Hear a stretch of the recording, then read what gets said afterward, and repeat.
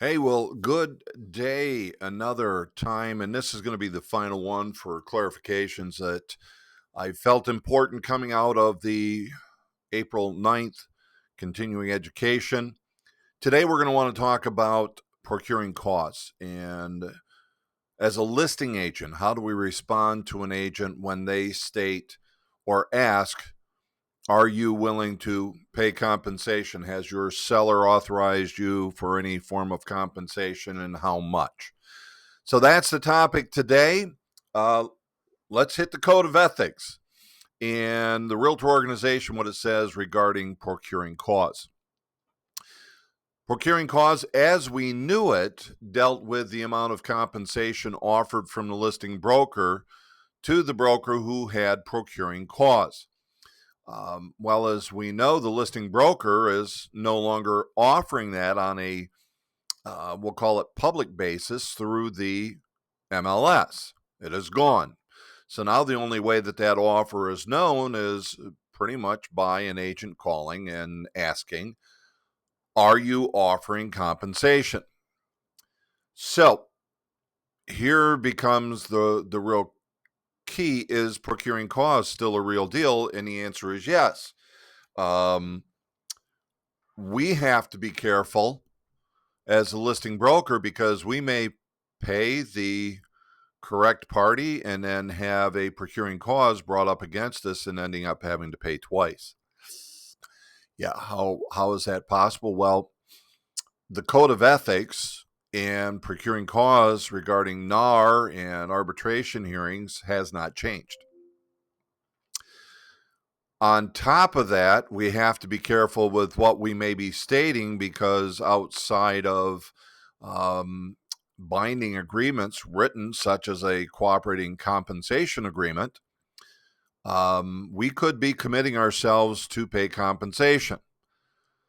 So the discussion was fairly quick in regards to continuing education, yet I don't know that we gave it the time that is necessary, but I want you to just beware of what you're signing if you're signing anything that is dealing with cooperative compensation.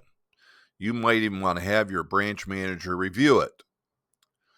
As a matter of fact, when you receive a call, you should be very careful on the words that you use. And what I would tell you is don't send anything in an email. It was an interesting conversation, and I'm thinking that the best price, let me rephrase that. What would be the best verbiage to be able to use? And I'm going to look to my left here because I have it written down. My seller is willing to entertain offers with 3% compensation for the buyer broker for a full price offer. Okay. My seller is willing to entertain offers up to 3% to the buyer broker compensation for a full price offer. That doesn't say that we are.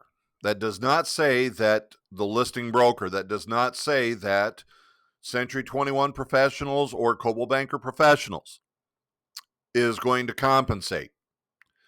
Frankly, we would prefer not to have sign anything.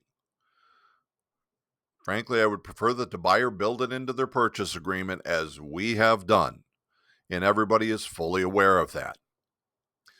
So the key being, cover thy backside, cover the company backside, and make sure that you have, my seller is willing to compensate up to blank percent for a buyer broker fee, buyer broker compensation for a full price offer.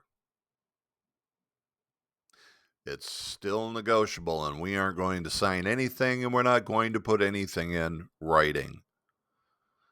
If you have one where they're asking us as a listing broker to sign, guys, I'm going to tell you, you need to bring whatever form that they brought to you and discuss it with your branch manager.